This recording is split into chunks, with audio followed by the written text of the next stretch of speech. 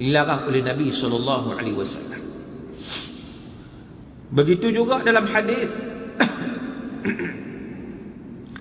yang menyatakan Rasulullah SAW bersabda, la yatamannayanna ahadukum al-maut wa la yad'u bihi min qabli an ya'tiyahu innahu idza mata ahadukum inqata'a amaluhu wa innahu la yazidul mu'min umruhu illa khaira.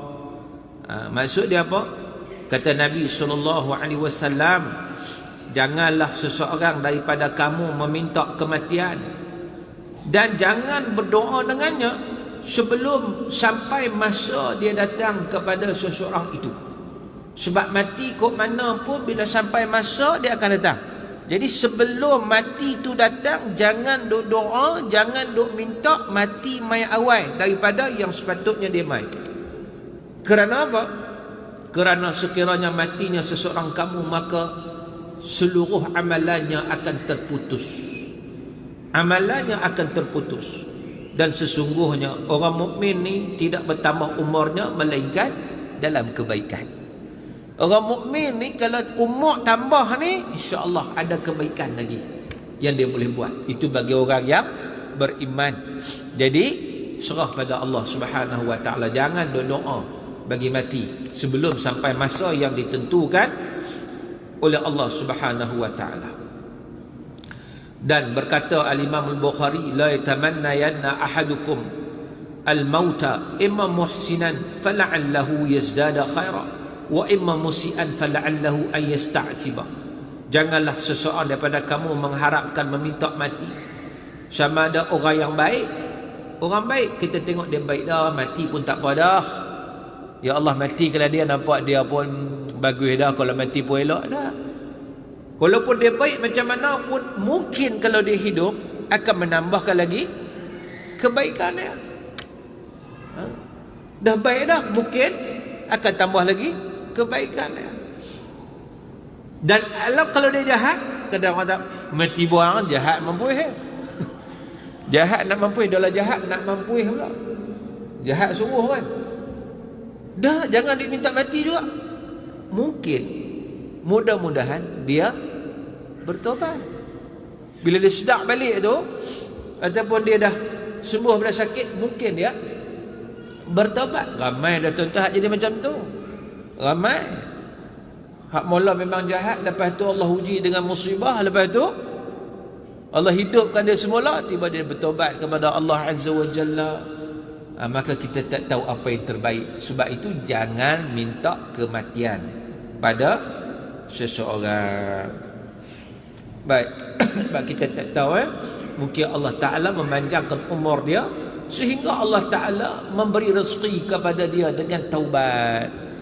Kalau dia mati terus macam tu, mungkin dia tak bertaubat. Tetapi dengan Allah Ta'ala panjangkan umur dia, maka pada ketika itu dia bertaubat kepada Allah Subhanahu wa taala. Jadi mati itu sebenarnya dia adalah satu inqita', ta'alluqir ruh bil badan. Mati ini kata para ulama, dia bukan kehancuran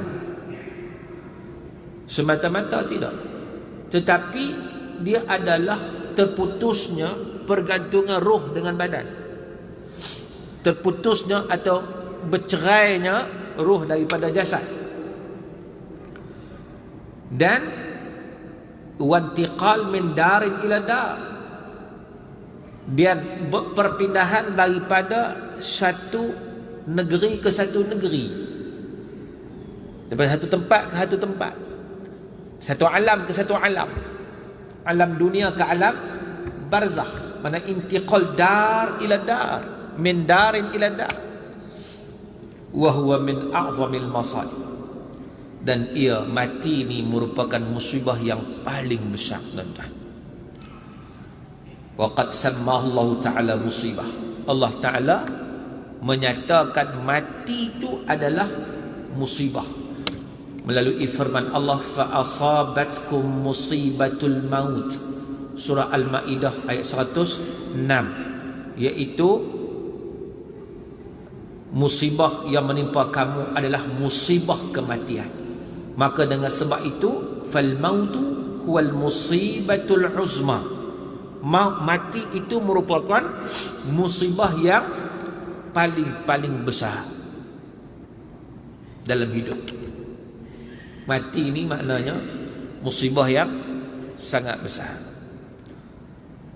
Musibah ni macam-macam, ujian macam-macam kan. Banjir, bah, musibah tu. Hujan tak berhenti sampai bah kan, ataupun kemarau panjang, musibah juga. Kesakitan, musibah juga kan? Jadi kematian itu merupakan musibah yang paling besar. Dan berkata para ulama, lebih besar daripada itu, lebih besar daripada musibah kematian adalah apabila kita lalai daripadanya. Oh, hak tu lagi besar punya musibah. Dahlah mati itu satu musibah yang besar. Lalai daripada mati itu lebih besar lagi. Dia panggil lalai, ghaflah. Wal i'rad an dhikrihi, dan tak mau ingat dia, tak mau ingat mati. Oh, ini juga satu musibah tuan-tuan. Wa qillatut tafakkuri fihi, sedikit yang berfikir pada mati, juga satu musibah yang lebih besar. Wa tarkul amali lahu, dan meninggalkan amal untuk persediaan lepas mati, ini juga musibah yang sangat-sangat besar. Sedangkan pada kematian itu merupakan satu ibrah bagi orang yang nak ambil pengiktibaran, merupakan satu perkara ibrah, pengajaran bagi orang yang nak ambil pengiktibaran dan bagi orang yang nak berfikir dan merenung. Maka dengan sebab itu diriwayatkan bahawa lau annal bahaim ta'lam minal maut ma ta'lamun ma akaltum minha samina. Kalaulah haiwan-haiwan itu dia tahu tentang kematian sebagaimana yang kamu tahu, kamu tak akan dapat makan lagi daripada haiwan tersebut. Dia pun takut pakai kecut perut pakai mati gitu je, tak ada nak boleh makan. Tuan-tuan, jadi di situ menunjukkan kepada kita tentang bagaimana musibah ni, kematian ini dalam banyak-banyak musibah itu, musibah mati ini merupakan satu musibah yang sangat besar. Dan musibah lalai daripada mati itu lagi besar daripada musibah mati. Tidak membuat persiapan dan persediaan untuk mati, musibah lagi besar daripada musibah mati. Sebab itu dalam hadis Nabi SAW, Nabi kata apa? Al-kayyisu man dana nafsahu wa amila lima ba'dal maut. Iaitu orang yang cerdik. Orang yang cerdik adalah orang yang sentiasa bermuhasabah diri dia, memperbaiki diri dia, dan dia buat persiapan dan persediaan untuk hari lepas mati. Itu orang cerdik. Maknanya dia tak kena musibah lalai daripada kematian. Tuan-tuan yang dirahmati Allah Subhanahu wa taala sekalian, kerana kematian ni satu perkara yang pasti akan berlaku kepada sesiapa sahaja. Semua orang lah, kullu nafsin dha'iqatul maut. Setiap orang akan menghadapi mati. Baik, tuan-tuan yang dirahmati Allah Subhanahu wa taala sekalian, diriwayatkan daripada Sahal bin Abdullah At-Tustari, dia berkata, la yatamanna al-maut illa thalatha. Tidak memohon kematian itu melainkan 3 golongan. 3 golongan ni yang mohon mati. Tapi dengan mohon cara macam tadi lah. Rajulun jahilun bima ba'dal maut. Seorang yang jahil apa yang berlaku lepas mati. Oh, ni banyak. Dia minta mati. Mati dah senang dah kata. Oh, siapa kata mati senang? Mati buang senang kan. Tak ada fikiran dunia ni mengarut belakang. Serabut aku. Ingat lepas mati tu tak serabut. Seolah dia tak tahu apa berlaku lepas mati tu. Kau dia tahu berlaku lepas mati, ya Allah, macam mana ni, persiapan persediaan tak ada lagi. Ataupun au rajulun yafirru min aqdarillah alaih, ataupun seorang lelaki atau seorang yang nak lari daripada takdir Allah, minta mati, nak lari dari takdir Allah, sedangkan kematian itu Allah Subhanahu wa taala yang tentukan.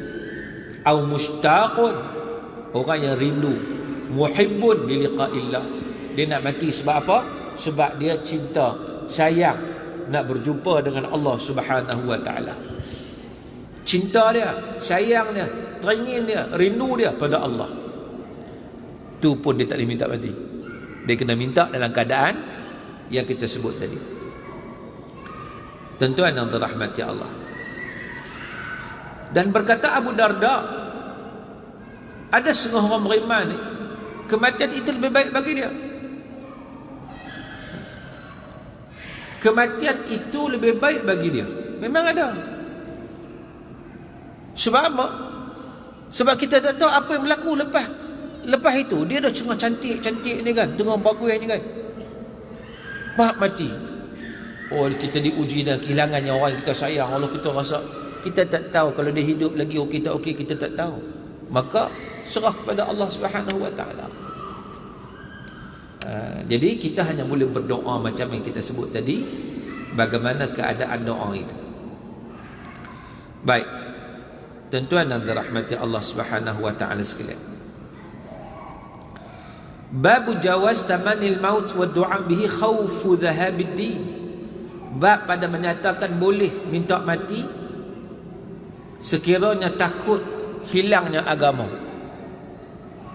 Minta mati itu untuk selamatkan agama. Mana ada sebab musabab dia. Sebagaimana Allah Ta'ala menceritakan tentang Nabi Yusuf AS yang menyatakan tawaffani musliman wa alhiqni bis salihin, matikalah aku sebagai orang Islam dan golongkan aku di kalangan orang saleh. Minta mati tak? Minta ni, tapi minta dalam keadaan matilah aku dalam keadaan orang beriman, matilah aku dalam keadaan orang Islam. Ini boleh. Sebab kita minta mati, bukan nak mati lala ni dah. Minta mati tu dalam keadaan yang diradai oleh Allah Subhanahu wa taala. Wala tamutunna illa wa antum muslimun. Kamu jangan mati melainkan kamu berada dalam Islam. Jadi kita pun minta doa, ya Allah matikanlah aku dalam Islam. Tak kisah bila-bila, kita tak tahu, itu yang Allah tentukan. Cuma kita minta supaya kita tu mati dalam keadaan Allah Ta'ala redha pada kita. Itu boleh. Baik. Dan daripada Abu Hurairah radhiyallahu anhu menyatakan bahawa Rasulullah sallallahu alaihi wasallam bersabda, la taqumus sa'ah hatta yamurra ar-rajul biqabri ar-rajul fayaqul ya laitani makanahu. Kata Nabi sallallahu alaihi wasallam, tidak akan berlaku kiamat sehinggalah seseorang itu dia melalui satu kubur.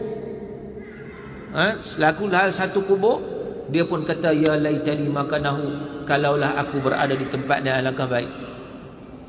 Alangkah baik kalau aku berada di tempat dia. Nak ceritanya pada akhir zaman, apa yang berlaku pada akhir zaman? Pada akhir zaman ni tuan-tuan, manusia semakin hilang punca. Jadi orang tak mau hilang punca, dia kata kalau mati takut takut berada dalam keadaan yang songsang. Tuan-tuan, kalau kita baca hari itu, hadis akhir zaman,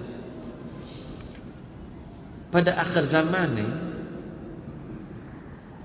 Nabi kata apa? La taqumus sa'ah hatta la yuqal fil ard Allah Allah.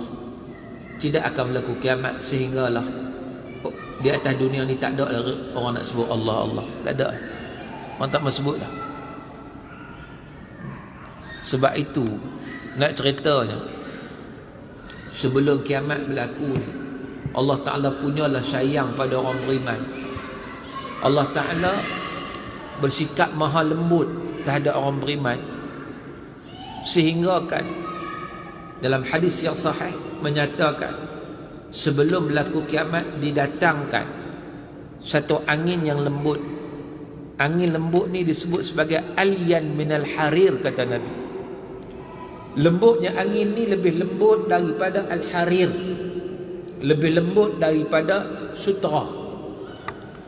Sutera tu lembut ni, kita pegang sutera, kalau betul-betul original kain sutera tu kita ponyok boleh dalam genggaman kita ya, sutera.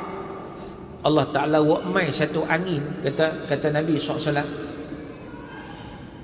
angin daripada Yaman, bertiup dari arah Yaman, yang lebih lembut daripada sutera, yang mana dia tidak meninggalkan seorang pun orang yang dalam hati dia ada mithqala dzarratin min iman illa qabadathu.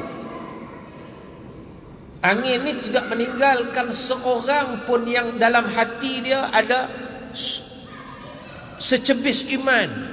Kalau dulu mithqala dzarrah ni dipanggil, dzarrah ni orang dulu terjemah sebagai biji sawi.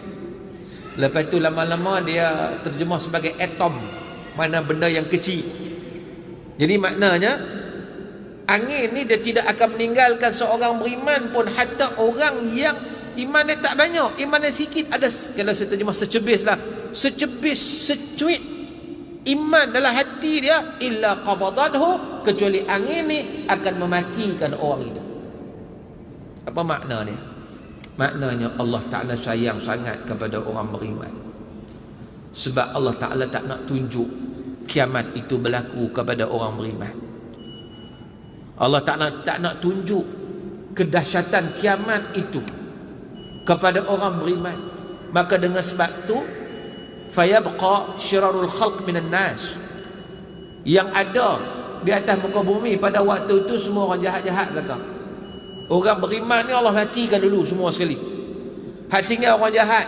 Dan orang jahat ni lah tuan-tuan, waktu itu Allah Ta'ala datangkan kiamat yang akan disaksikan oleh orang yang ingkar kepada Allah Subhanahu wa Ta'ala.